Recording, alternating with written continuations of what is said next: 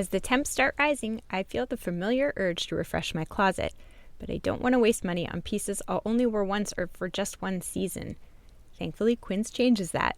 Their clothes are timeless, lightweight, and far more elevated than anything else at this price. It finally feels like my wardrobe matches my standards.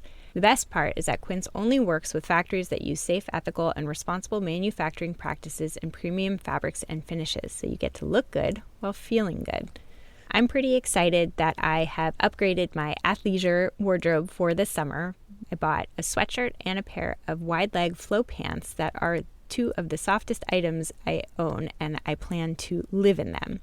So join me in giving your summer closet an upgrade with Quince. Go to quince.com/POTC for free shipping on your order and 365-day returns.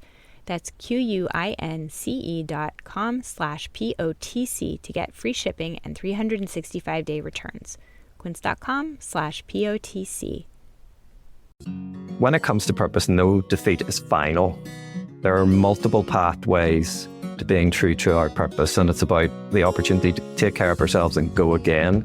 So strong intention about it is be strong in your intention to be true to your purpose, but be light in the attachment that you have to doing it a particular way, achieving a particular goal along the way. So strong intention, light attachment, I think, helps introduce the importance of psychological flexibility in leading a purposeful life. We can be strong in our intention to be true to that purpose, but we need to hold some of those goals and specific objectives along the way. That was Ross White on Psychologists Off the Clock.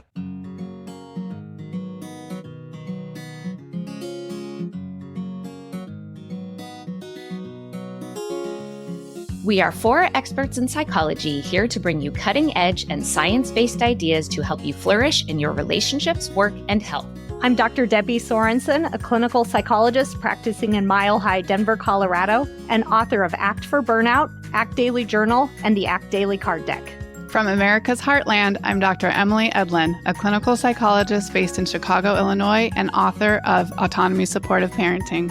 Calling in from Vienna, Austria, I'm Michael Herold, ACT coach, confidence trainer, and author of an upcoming book on being a better conversationalist and making friends. And from coastal New England, I'm Dr. Jill Stoddard, author of Be Mighty, The Big Book of ACT Metaphors, and Imposter No More. We hope you take what you learn here to build a rich and meaningful life. Thank you for listening to Psychologists Off the Clock.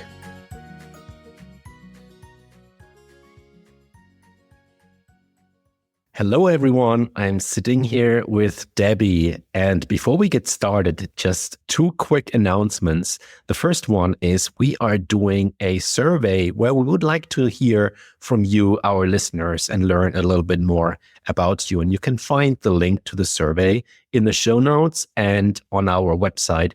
And as a small thank you for participating in the survey, you can actually win signed copies of the co-hosts' books. Yes, if you fill out the survey, which, by the way, closes November 15th, so hurry up.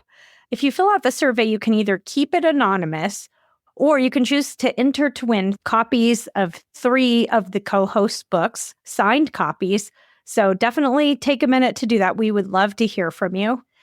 And the next announcement is a reminder about an episode we've been plugging that's coming out in November in a couple of weeks.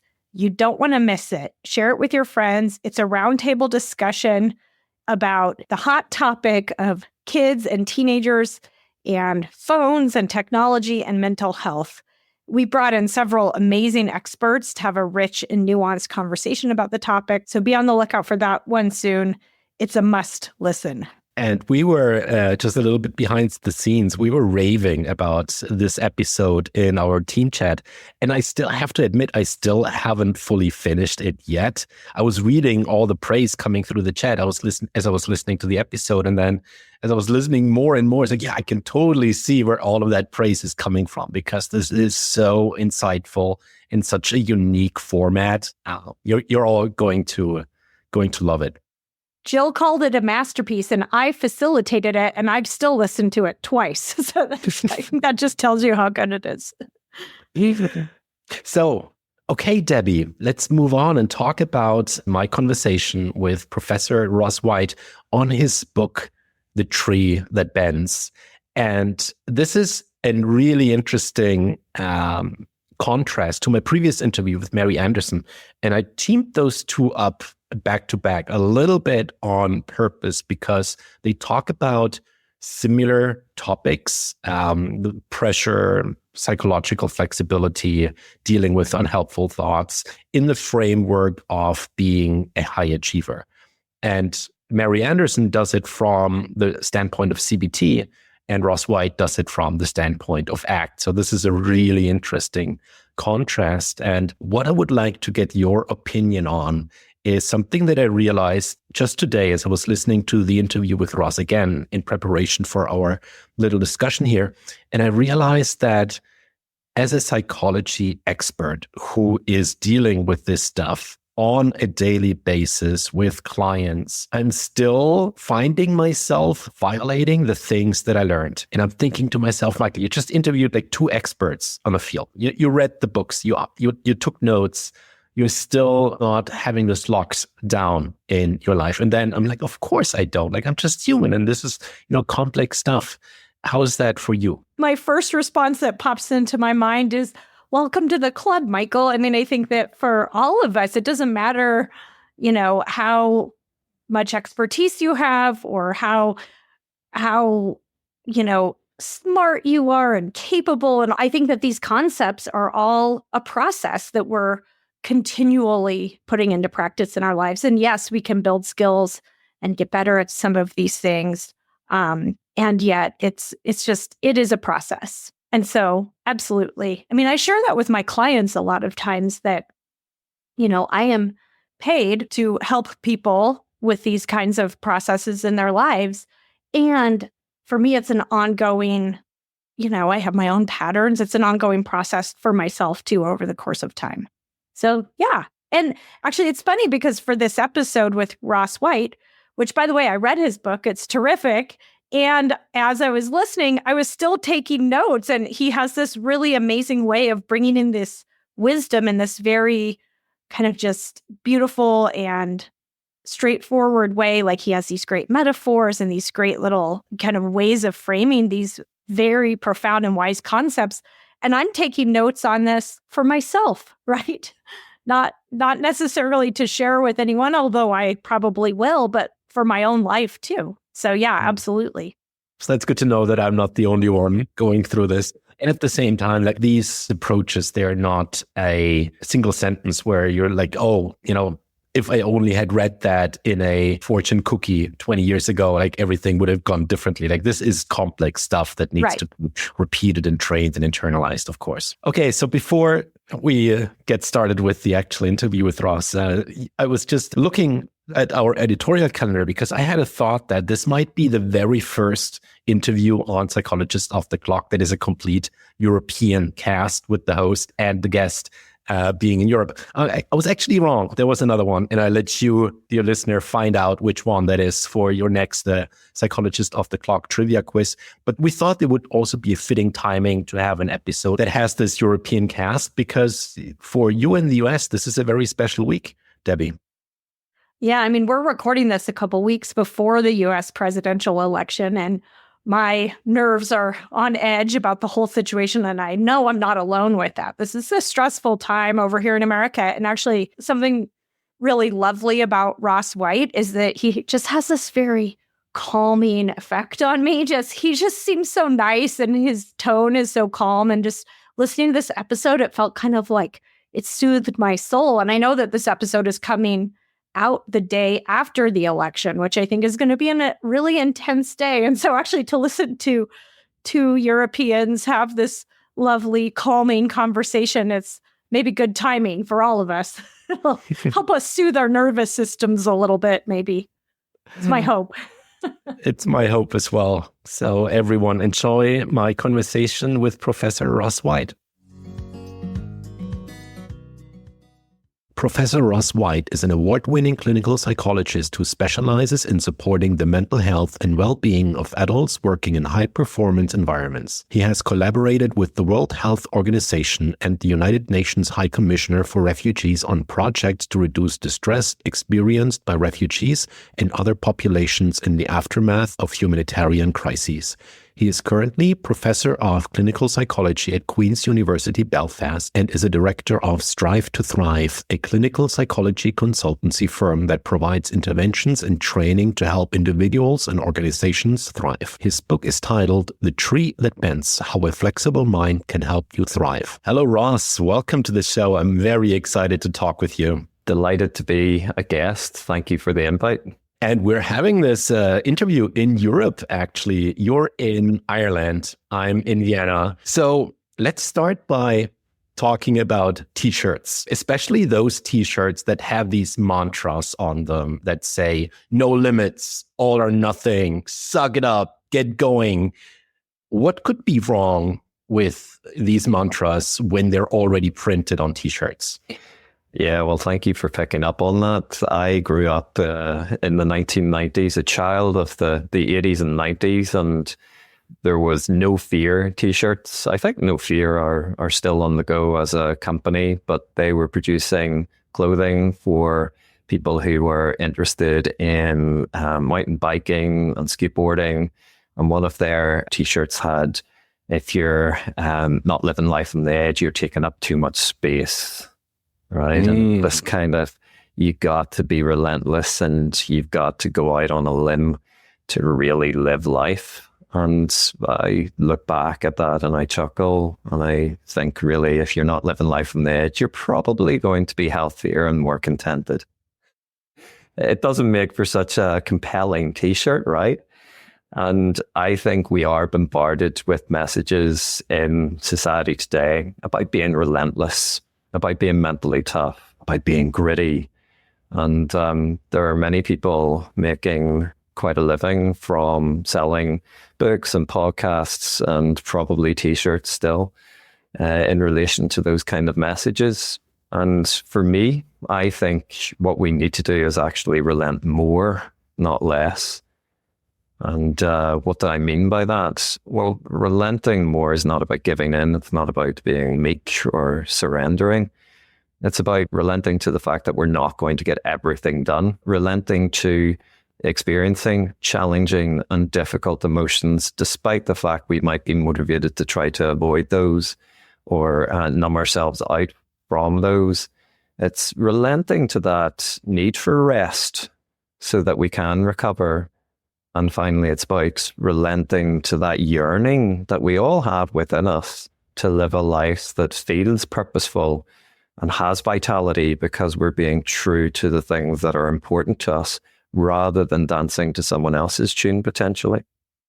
Yeah, like you write in your book, T-shirts that have something like rest well or seek support on them are probably not going to be bestsellers, even though they should be. Hey, Michael here. As you might have already heard, I'm currently working on a book on confidence building, having better conversations, and making friends. Would you like to work with me to make this happen? I don't know about you, but I like self-development books that aren't just about the theory and the exercises. I like books that are full of real stories and insights from people who have worked through the concepts and have gotten the results they wanted. And that's how I envision my book too. So I'm looking for a handful of coaching clients to work with me over the next couple of weeks.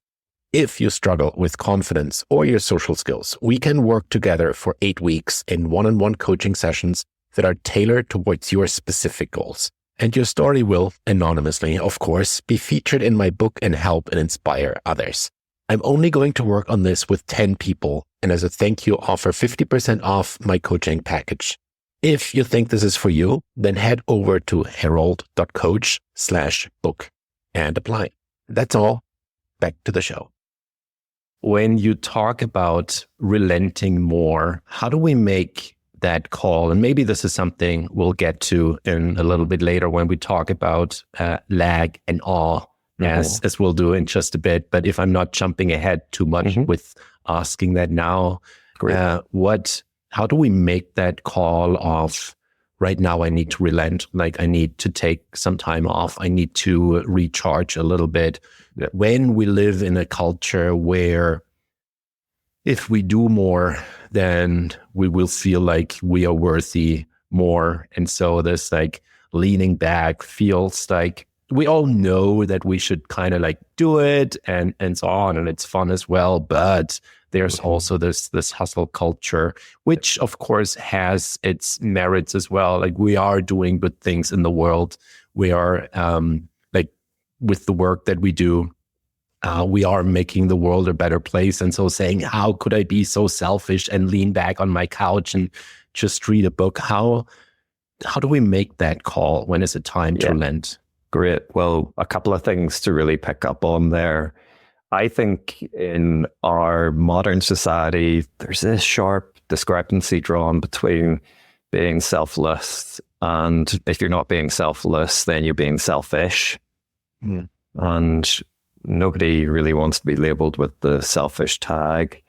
And we are pro-social beings that's allowed humans and other mammals to really prosper our level of cooperation. So we do want to help each other. But there's I think, a middle ground, right? And that middle ground is about being self-full. Self-full. So rather than being selfish or selfless, it's important to be self-full. What do I mean by that? Well, to take care of yourself so you can continue to take care of business, right? You're not going to get much done if you're not in a position to get it done. And for me, podcasts are wonderful. Social media can be wonderful. And apps that assist us with our well-being and our performance can be excellent. And there are many good products out there. But for me, I think we really need to look to nature, right? For inspiration and guidance. And I've always been really interested in the outdoors. And in writing this book, The Tree That Bends, I was drawing inspiration from the Tanzanian proverb, the wind does not break the tree that bends, right? So look to nature. And if you think about trees, broadly speaking, have three kind of motivational modes. There's get mode, where the tree has to be busy during the spring and summer, photosynthesizing, producing the fuel that it needs, drawing on the sun's energy through its leaves and producing that fuel that's going to allow it to grow. So it has its get mode in spring and summer. And then it also has to contend with storms or the risk of bug infestation through the year. So as do we all. Yeah. It has its threat mode. So it needs to be sensitive to risk and danger and invest energy in trying to defend itself against those threats. And finally, trees have their reset mode, which is autumn and winter. The tree drops its leaves, goes into a period of dormancy so that it can reset and go again. So trees have their get, threat, and reset mode. And I think we do too. We are motivated to seek rewards, extrinsic rewards such as promotions or indeed an increase in salary. It could be about achieving an award or completing a marathon in a particular time, or indeed something more modest, a 5K, right? We all have our particular objectives and goals that we're working toward, but we also have intrinsic motivations, and that is about, well, what is our purpose? What do we see as bringing vitality to our life? What is our passion? Can we be true to that? So we have our get mode, but we have our threat mode. We also need to be sensitive to potential dangers, whether that's actual or imagined. And our minds can be very busy generating potential threats. And finally, we also need to have our reset mode where we're able to take time to take care of ourselves. It is about asking ourselves, well, which mode are we in right now? Are we being really driven?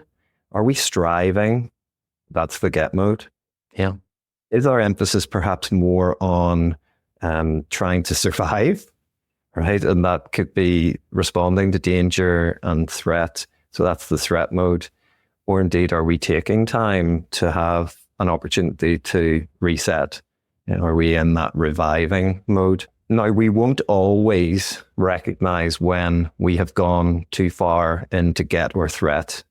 And that's where I think anticipating in advance what we may do at particular time points and then setting in place plans that will allow us to revisit and assess, well, I've been busy trying to seek this goal and now I've achieved it, or indeed I haven't. So I had agreed with myself that I am going to take time to reassess and to go again to restock. And that's a pre-commitment plan. That's I talk about that in the book. So we won't always know is the answer to the question. And that is actually something that I was very eager to pick your brain on, this balance between the get, the threat, and the reset. And you're right that this is not about finding a sweet spot and staying there forever, but it's more like being on a surfboard where you constantly need to balance between those three states and make a call on when it's time to switch, or maybe put a foot more on the get part of the surfboard, or the reset part maybe. So when we talk about the get mode, we're looking at purpose, we're looking at goals, the task at hand, we're looking at personal values. And little side note on personal values, I revised mine at the beginning of the year and I actually added selfish as a personal value, which is quite harsh, I admit, but it has this nice little like shock value. As I'm reading like this, I have my core values on the start screen of my phone so that I see them all day long. And there's this nice little check-in with like, hey, Michael, are you selfish right now? And if the answer, like too often, if the answer to are you selfish right now is no, like maybe it's time to be a little bit more selfish. And then I thought about replacing it with, what was it, self-full that you wrote? Self-full, but autocorrect was like, no, I don't know this word. So that made me a little bit nervous. I stayed with selfish, just as a side note. So before we go into the balancing part, goals and tasks, I think this is pretty self-explanatory to most people, but purpose, like this is the big unknown. And also, how do we find that elusive purpose? Like this is a question I get so many times by especially young people, 20 plus, give or take. How do I find my purpose? What's my purpose? I need to know my purpose now. How do we do that? Great question. And thank you for asking. Yeah, I think for me, and I mentioned it earlier, purpose really speaks to those intrinsic motivations that we have, right? So extrinsic is the kind of external sources of reward, things that we can seek out from the environments in which we live and work and socialize. Intrinsic motivations are coming from that space within us where we're really connecting with some of those yearnings that we have deep down for the contribution that we want to make to the world around us. So I think purpose kind of transcends ourself and is more about, well, what can we bring to this world? Whether that be through our social networks, through our work environment, through our sport, etc. And how do we find our purpose? Well, for me, purpose isn't found. And I know that Simon Sinek, in his book, Start With Why, and a related text, sort of Find Your Why, he very much uses that kind of verb of finding it. For me, purpose isn't found, it's formed. Formed. And I think the kernels, the seeds of our purpose are there in the things that are already bringing vitality in our lives. And that can be a little glimmer, but it can be something that intrinsically we have a sense that, yes, this is important to me, that this energizes me. So just like trees are growing towards the sun's rays and will bend towards light. So trees aren't just bending in the wind or swaying in the wind. They're bending towards the light, which is their source of energy. So what is it that brings energy into our life, and how can we cultivate opportunities for growing that purpose? And there's an exercise in the book that talks about a day on purpose. I know it's a lot of questions you ask in that exercise, but maybe give us a feel for what those questions are about. Great. And thank you for being gentle with me and recognizing that there's some detail that I may not be able to recall perfectly. But no, you're being graded on this. Like I have your book next to me and I'm checking the questions off. You're getting right. No, just kidding. Well, I can balance that extrinsic motivation with some of my internal stuff, right? And be gentle with myself around that. So thanks. Yeah, the day on purpose is an invitation to think about, well, let's say tomorrow you have an opportunity to invest time and effort not doing all the things you feel you ought to do, or that you have this urge that you have to do. Okay, so it's a day where you have the freedom and opportunity and choice to do things for you that feel intrinsically motivating. Now, let's take it as read that lying on a sunny beach and just resting and recuperating is a given. Right, we're a kind of day after that, because it's important to recognize that with the pace of life, we could all just take a day to lie in a heap and recover. Well, it's beyond that. It's an invitation to think about you have the time, opportunity, and choice to do something that feels intrinsically motivating, important, and valuable to you, that brings vitality. So it could be, for example, people connecting with nature may want to go and swim with dolphins. It might be that somebody who is interested in a project and developing and being creative, well, maybe they have that time and opportunity to dream big and to sketch out some plans and ideas that they have for developing their business. If it's someone who wants to make a difference to young people, well, maybe it's about getting together and having some dialogue and communication with those young people. And the invitation is to, let's imagine that you have that day, right? Why would doing that be important to you? And just reflect on that. Find the why.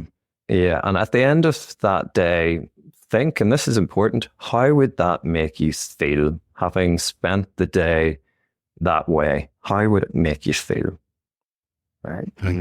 Then it's also about reflecting, would there potentially be opportunities for you to see what difference that potentially has for you, for other people around you, for the world at large? And what's the purpose specifically of sitting with that feeling of how this is going to make us feel? What's the pun intended purpose behind that? It's a process of augmentation is the technical term, where we're trying to build that little seed, as I mentioned, right, to really foster what it is that can afford you, right, what the affordances of that are going to be. And if we start to feel it, not just think it, if we start to feel about the difference that can make, for me, that's hugely motivating. And I think that helps with the next question, which is about, would there be an opportunity over the next week to do something that would be in the service of you having more of that feeling? And even if you can do 1%, right, to just shift the needle 1% on that, to increase the opportunities to feel that, to sense it, to be true to that sense of purpose, what actions could you maybe commit to, right? So it's then taking it down into the actual behaviors and getting people to think, okay, that's going to be a concrete step that I could maybe check in and see if I've been able to do it.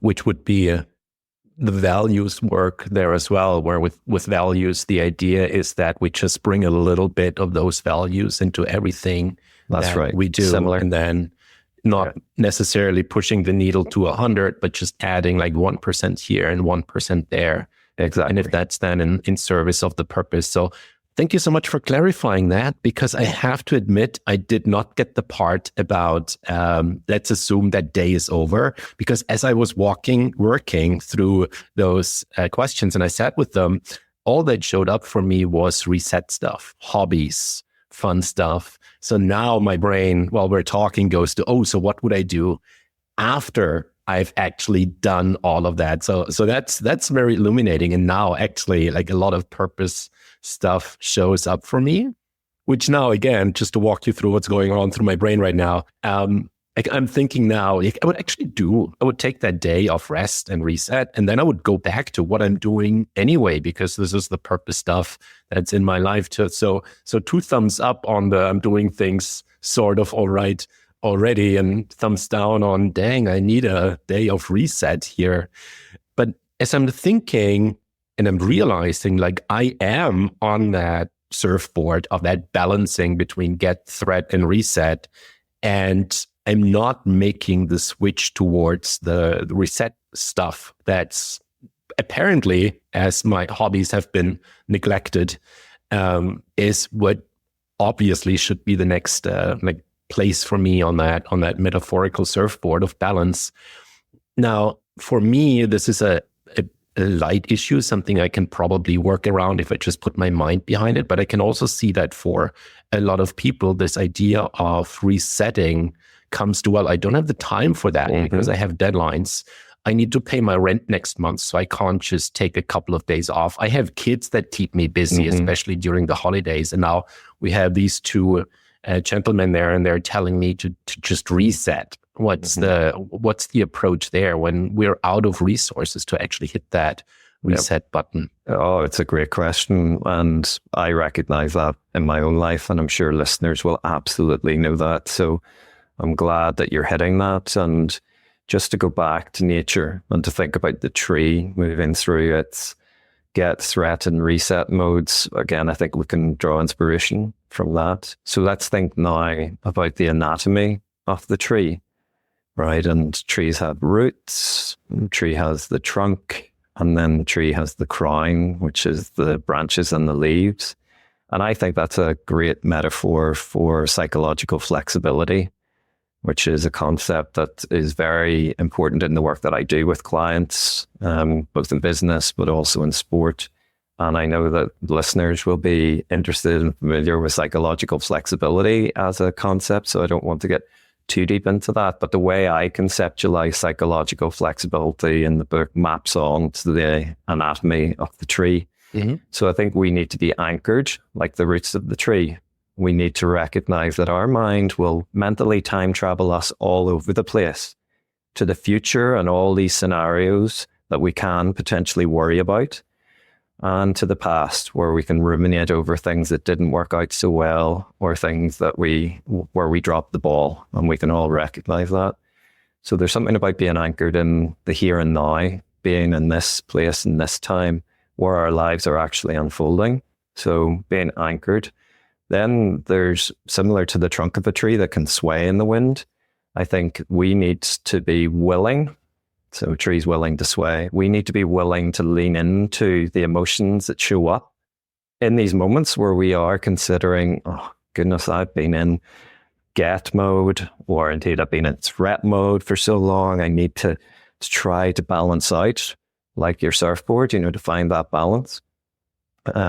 So we need to be willing to show up to the strong emotions that will be there as we consider that. And fear, anxiety, concern will absolutely be there. So it's interesting. Jim Carrey is a prime example that I speak about in the book. Judd Apatow, the producer and director, is interviewing Jim Carrey, and he asks Jim Carrey that exact question. And I'm paraphrasing here. But I quote it in the book, and he asks Jim Carrey, how easy is it to step away whenever you've been so successful and momentum's there and the jobs are coming? How easy is it to step away? And I think Jim Carrey's response is very telling. He says it's bleeping terrifying, right? And listeners can fill in the blank there. And he uses this analogy of almost being on a train platform and having this sense that the train is leaving and you're not on it. And you worry that people are on that train looking back, judging, saying things like, he had the opportunity, but he's missed the train. And this sense of fear and vulnerability and almost anticipatory loss about opportunities not pursued in the moment. So we need to be willing to lean in to that, because I think we get very reactive. We get hooked by that. And we want to try to eradicate or get rid of that fear, that concern, that anticipatory loss. And we keep going all in. And then finally, it's the crown and the branches, which are the powerhouse for the tree. And I think we need to be empowered to be true to our purpose in the longer term. We need to recognize that we can excel, but we also need to feel well, right? That we can have these breakthroughs, but it's not about breaking you. If we go too hard, too fast, inevitably things are going to come to a point where we can't sustain that. So we need to be smart in terms of thinking ahead, recognizing that sometimes less can be more, because it will allow us those opportunities to do well in the longer term. So psychological flexibility for me, anchored, willing, and empowered. And I use the acronym AWE, right? AWE, to help capture these different parts. So in answer to your question, I think psychological flexibility can help us with making those shifts out of getting threat into reset. It's not easy. I do speak about specific practices that are going to be helpful, momentary moves for resets, but also bolder moves for resets that listeners can learn a bit more about and hopefully implement as well to help them do that. So one of the really interesting things that I marked many times in the book is your flexibility formula, which is anchored times willing times empowered. Now, this is, of course, fairly straightforward, but here was the thing that had my mind go, what, for a second? Because it's that multiplier. And if we, as we know from math class, if we multiply something with 0, we're going to end up with, here's the big question for the kids in the car. What do we end up with? We end up with a 0. So for me, my brain was like, wait a second. So I can't compensate with the other two. I can't be really good in the anchored and the empowered part and then not be willing, because that makes the entire formula come down to 0. So I thought that was very interesting. Yeah, and I emphasize in the book that doesn't mean that these practices around being anchored and being willing in and of themselves can't be beneficial. They can, right? But if you're talking about psychological flexibility as the concept, then there needs to be at least some component of each there. So yeah, they can be helpful, but to get the true benefit, the value, if you like, of psychological flexibility, I think you need to have some of all of the anchored, willing, and empowered. The way that I explain this trifecta to my clients, who also often grew up in the 80s and the 90s, and so are very familiar with beat 'em up arcade games or computer games. I say, look, you're on a game like Street Fighter, and I'm totally aging myself here. Street Fighter 2, to be specific. You have the buttons for punches, and they're good. And you have the buttons for kicks, and they're also really good. And then you have the stick to move around, and that's also really good. But bring all of those three together, and you get like a fireball and a flying kick and all of the magic that suddenly can happen. Well, I love that. And if it's any consolation, Street Fighter was the arcade game that came to mind as soon as you started talking about it. So we are brothers from another mother, I think. Absolutely. And I will challenge you to a game of Street Fighter and or Mortal Kombat, your choice, as soon as we meet at a conference that offers the appropriate arcade machines to do that. Now, Jim Carrey is, I want to say, like, he probably has enough money that if the train runs away, it's like, yeah, okay, so I lost a couple of roles, but I'm still like sitting in my big mansion with a lot of money. So the idea of like losing control for him, there's still the safety net. And for someone who's a little bit more of a fragile tree, if you will, like the idea of there are uncontrollables out there is immensely scary. I think the uncontrollables in a human's life, like those are the biggest gut punches around. Sort of. So here's the $1 million questions. What do we do with the things that we can't control? Yeah, I love that question, and it was one of the prime motivations for writing the book, because in high performance environments, whether it be in organizations or indeed sporting teams or individual athletes, you have this sense, it's a mantra and it's used all of the time. It's control the controllables, control the controllables.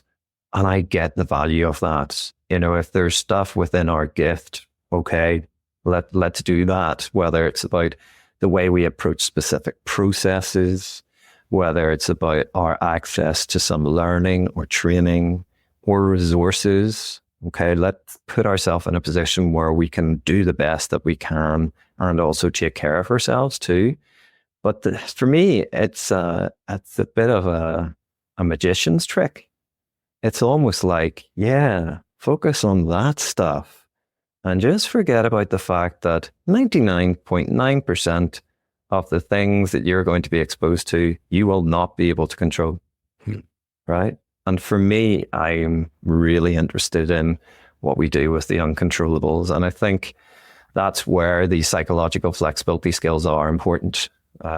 If we're able to really show up to the emotions that the uncontrollables provoke, like uncertainty, vulnerability, anxiety, fear, if we can bring our psychological flexibility skills to get more comfortable with those experiences, then we are going to be less inhibited, but also more acutely and reasonably aware of those uncontrollables. So being anchored, willing, and empowered to have those feelings of fear, uncertainty, vulnerability, and still commit to the stuff that matters to us. Because you were talking about high performers, and a lot of the examples in your book are about like elite sports and competitive sports. So I think it's important to highlight that while your book like specifically talks about high performers as the examples in the book, your book, just like my previous guest, Mary Anderson, who wrote The Happy High Achiever, like high performance doesn't mean we're elite athletes and we have like the black belt in, surfboarding or whatever belts you get there. But to me, it was really interesting to read that you define a high performer as not an occupation, but you say it's a disposition. It's not about what we're doing, whether we're on the surfboard or the skis or the marathon track, but it's about how we want to do the things that we do. Yes, I'm drawing on my own experience of being a frustrated sportsman, but also someone who works closely with athletes and business executives and musicians and other creative people. So that has influenced my approach to writing it. But you're right, I do stress in the book that it's not an occupation, it's a disposition. If you care deeply about your purpose and being true to that purpose, and you want to sustain your ability to be true to that so you can excel in that and also feel well, then the book is for you. Absolutely. Whether you're a stamp collector, whether you're a gardener, whether you look after animals and a vet, it's that disposition you're bringing to whatever work you do. So I think that ties nicely to and thought experiment you have in the book.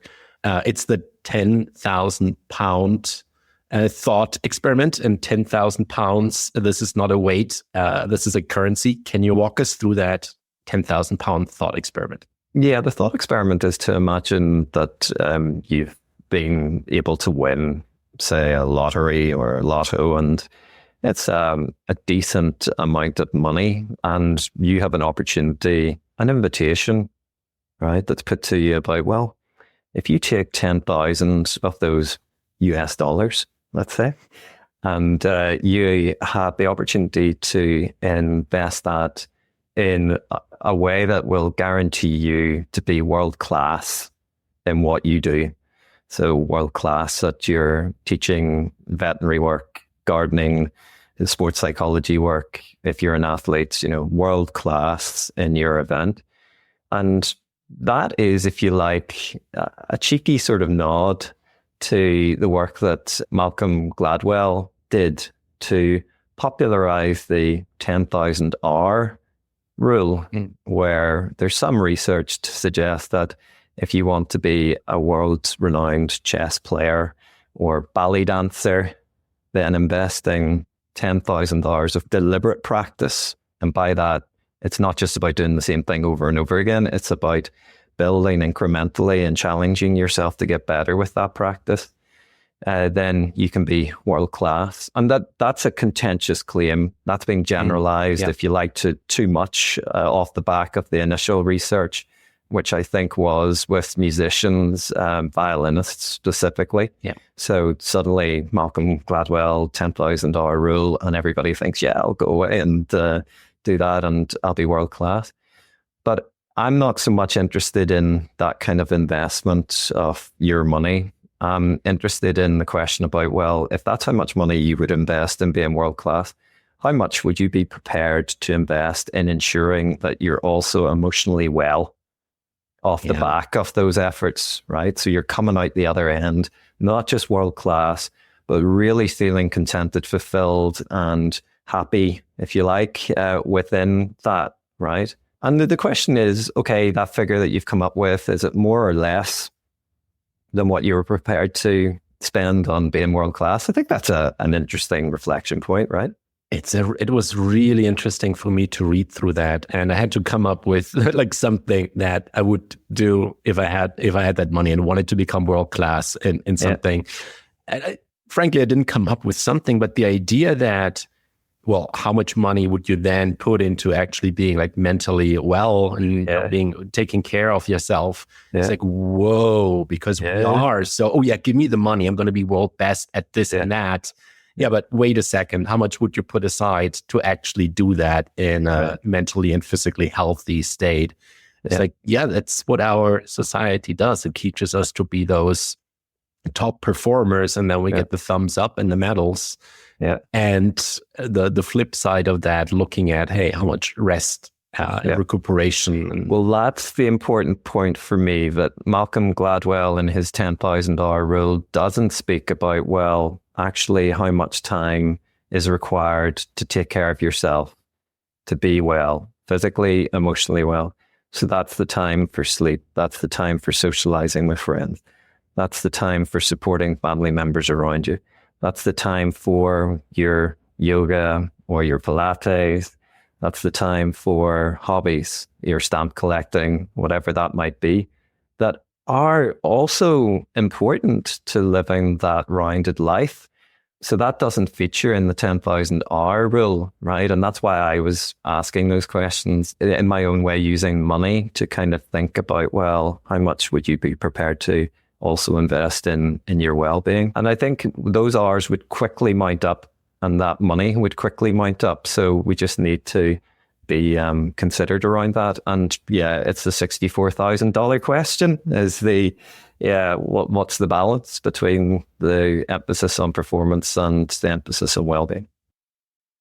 So one of the core concepts in the book that you repeat a few times is strong intention, light attachment. And I have to admit, as often as I read it, I still couldn't wrap my head around it. It still felt contradictory. So since I have the author in front of me, can you talk a little bit about this idea of strong intention and light attachment? And because I will preface it with what was going through my mind as I was reading that is like, I have a lot of strong intentions and I have a lot of light attachment. And that means that a lot of that stuff never, ever gets done. And that seems to be more of, a troubling part of my life than one that makes me psychologically flexible. Yeah, it's great. And for me, it is a key concept within the book. And I'm glad that you're picking that out. So specifically, it's in relation to living a purposeful life, right? And we can all flutter like moths around the light bulb and really be energized and excited by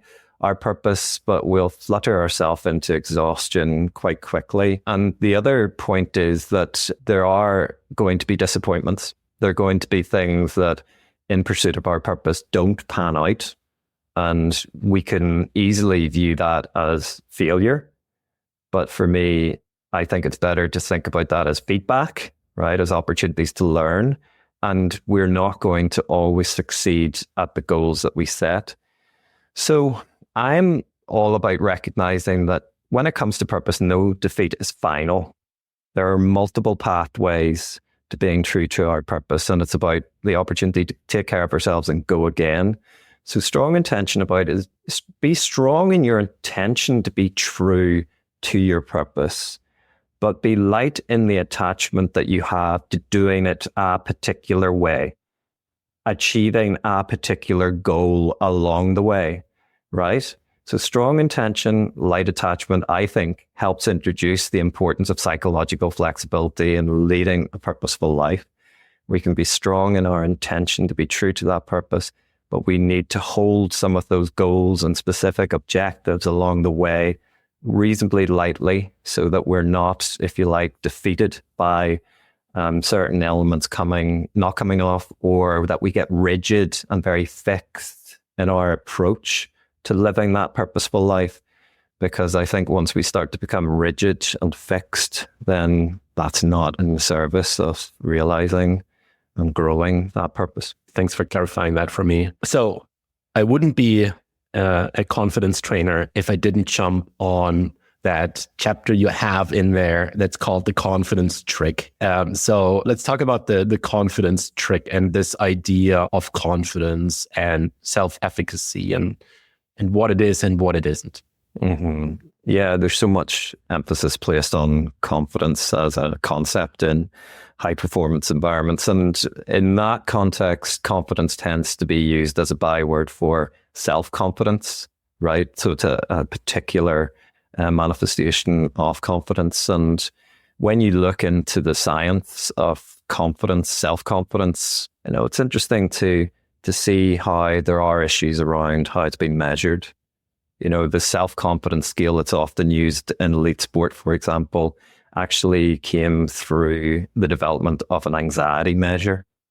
And the self-confidence subscale was the result of a factor analysis that showed that those items loaded onto this factor, which was then labeled self-confidence. So straight away, there's this kind of association for me with anxiety and the limit or the relationship between anxiety and self-confidence, and indeed the independence of those two concepts. So people like Bandura and the work that was going on around self-efficacy and the opportunities for placing emphasis on competence as opposed to confidence. And actually self-efficacy is something that through practice we can develop, deliberate practice and support and coaching that can help us to develop that self-efficacy. And it's interesting in pop culture, you've got people like Jack Nicklaus, the golfer. Again, I'm paraphrasing here, but if you want confidence, practice is essentially what he was saying, and it's boiling it down to more self-efficacy. So people talk about building self-confidence, but confidence, to my mind, needs to be excavated. It needs to be unearthed from underneath these layers of anxiety that can develop in our thought processes. So yeah, rather than building, I think we need to excavate confidence and recognize that there are some scientific question marks over the concept, and self-efficacy is an overlapping concept that can speak to the importance of autonomy and agency, that we can engage in that deliberate practice to improve our skills. Yeah, I couldn't agree more. And even though I do have confidence trainer on my business card, it is a word that just resonates with people. And to be honest, when I work with people for weeks and weeks or workshops, and it's like confidence building workshops, it's basically a psychological flexibility workshop, but no one knows what that is. So you want to have something on the business card that actually like speaks to that. But what I liked about, I liked everything about that chapter, but something that you write towards the end is that confidence is not about the presence of something, but it's about the absence of something, like anxiety and our thoughts and our sensations and all of that stuff getting in the way. And as I was reading through that, I was going through some high performance moments in my own life. My very first workshop that I ran, a TEDx talk that I gave, other big presentations and stuff like that. And I'm going to call those like high performance moments. Is more like high impact moments. Those were like where I really needed to perform at the peak of my ability. And none of them did I actually have confidence. But I was bringing up that self-efficacy of like rehearse that talk, get the presenters to send you photos of the stage so you can do some mental imagery, which is also something you talk about in the book. And unfortunately, you won't have time to get to. But it was all that putting in all the hard work and then bring that anxiety and fear and all of that stuff with me into those situations until I ran like hundreds of workshops at this point. And it's like, yeah, now the competence is at a level where confidence kind of like peeks over my shoulder. It's like, hey, is everything good here? Okay, I see you're wearing pants. Like, it's all good. Go ahead and do that thing. So that was really interesting to have it explained in those terms. And I draw parallels, I think, with other words in English, like drought is the absence of water, famine is the absence of food. And yeah, for me, confidence speaks very much to performing without the sequelae or the kind of symptoms and side effects of the anxiety that we will all experience blocking us from acting. So yeah, the absence of that blocking of our attempts to engage in purposeful activity.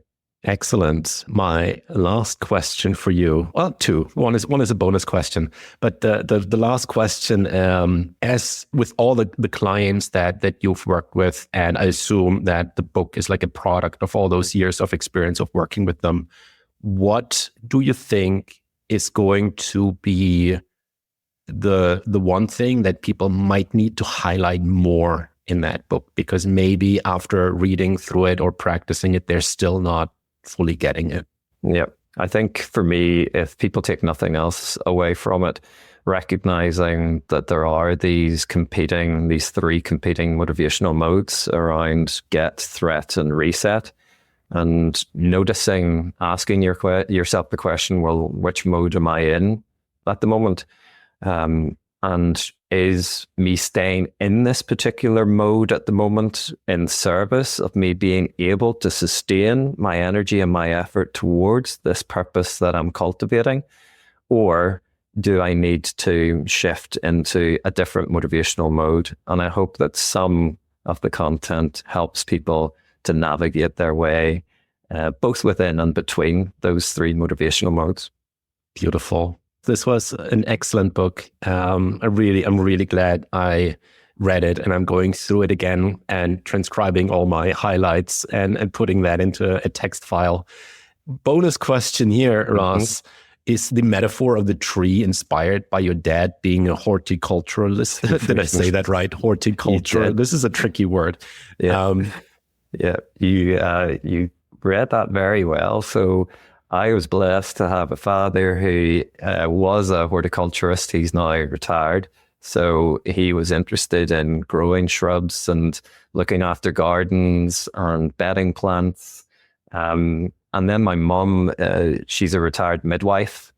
So there was a strong emphasis on nurture and the maternal relationship with offspring and paternal relationship. So both bringing life into the world in their own way and taking care. So yes, I was growing up in that environment. And yeah, I've always been curious about nature. I love outdoors. And I love engaging in activities outdoors. So we have a lot to be thankful to trees for. They're 350 million, at least 350 million years older than us.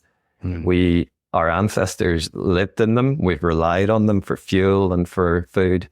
So if we can draw inspiration from nature, I think that's a lovely thing if it benefits our well-being too. Well, let's do that then. Thank you so much for your time, Ross, and for your excellent book. Been a pleasure talking with you. Thank you.